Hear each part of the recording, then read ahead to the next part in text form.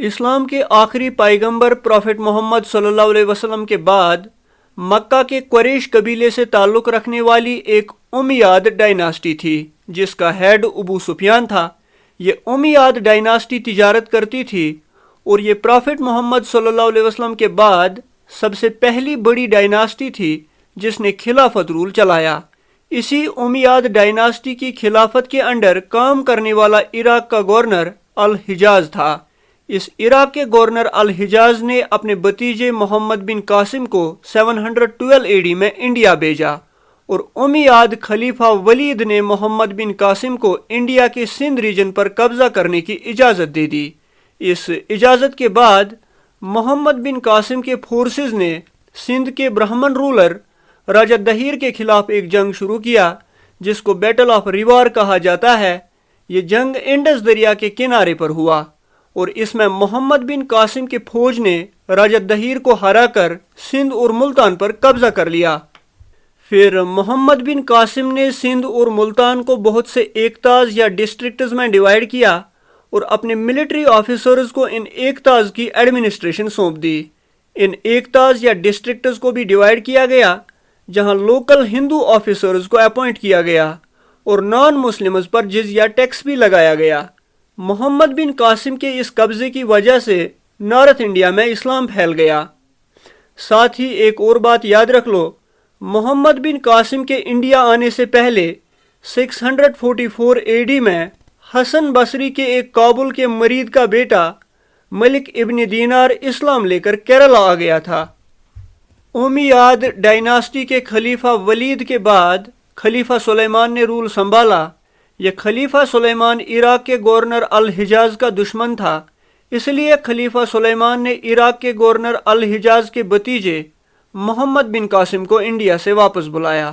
پھر محمد بن قاسم کو میزوپوٹمیا کے ایک جیل میں قید کیا گیا اور وہیں پہ اس کی ڈیتھ ہوئی۔ ساتھ ہی یہ بھی یاد رکھ لو، سندھ اور ملتان میں اس خلافت امپائر کا رول تقریباً 150 سال تک جاری رہا۔ عربز کے بعد 986 AD میں ترکی کے رولرز نے انڈیا پر حملہ کیا، جیسے 986 اور 987 AD کے درمیان خراسان اور غزنی کے رولر سبکتگین نے حملہ کیا۔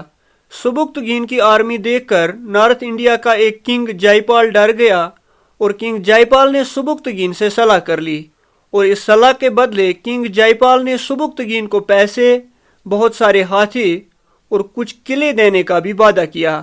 پھر کچھ ٹائم کے بعد کنگ جائی پال نے اپنا یہ وعدہ پورا نہیں کیا، یعنی سبکتگین کو پیسے، ہاتھی اور قلعے نہیں دیے گئے، جس وجہ سے سبکتگین نے کنگ جائی پال کو افغانستان کے لگمن میں ہرا دیا۔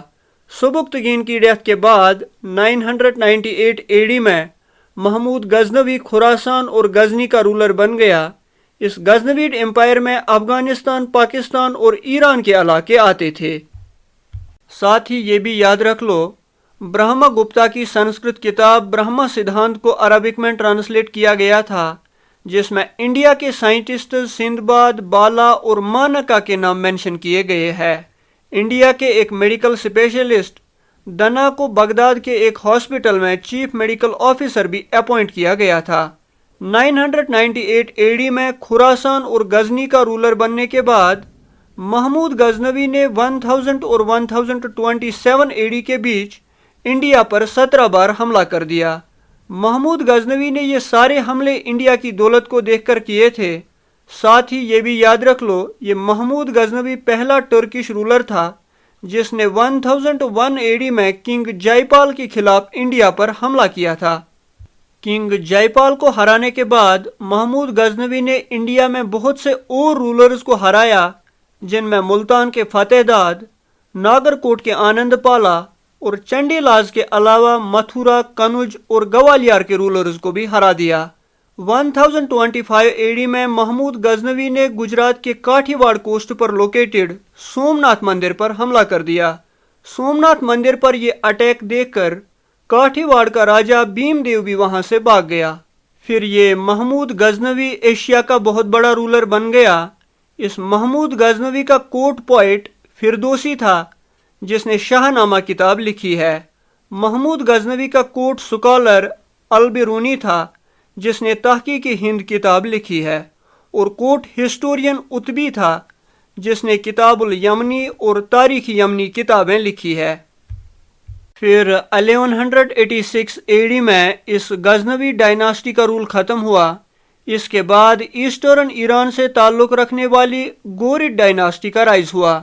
اس گورید ڈائناسٹی نے پہلے افغانستان کی گور پروونس پر رول کرنا شروع کیا، پھر اس گورید ڈائناسٹی کے محمود گوری نے لاہور پر قبضہ کر کے غزنوی ڈائناسٹی کا رول پوری طرح ختم کر دیا۔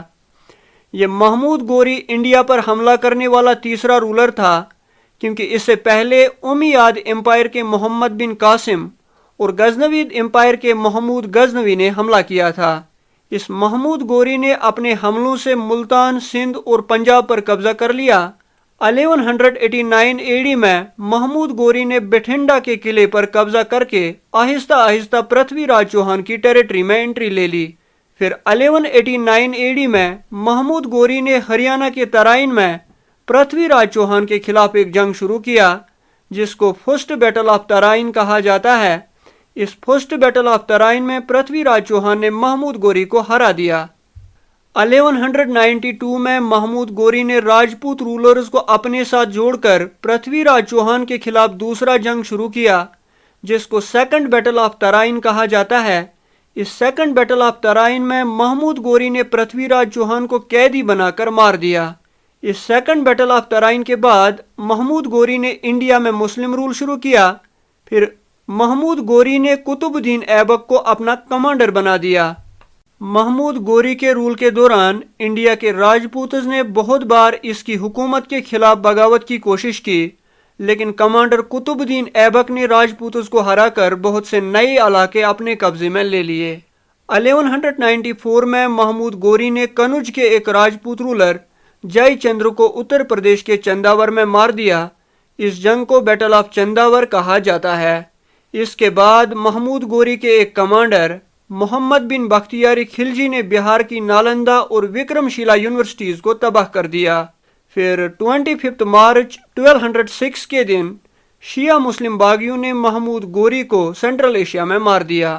ایک اور بات سن لو، اس محمود گوری کو انڈیا میں ٹرکش امپائر کا ریئل فاؤنڈر مانا جاتا ہے۔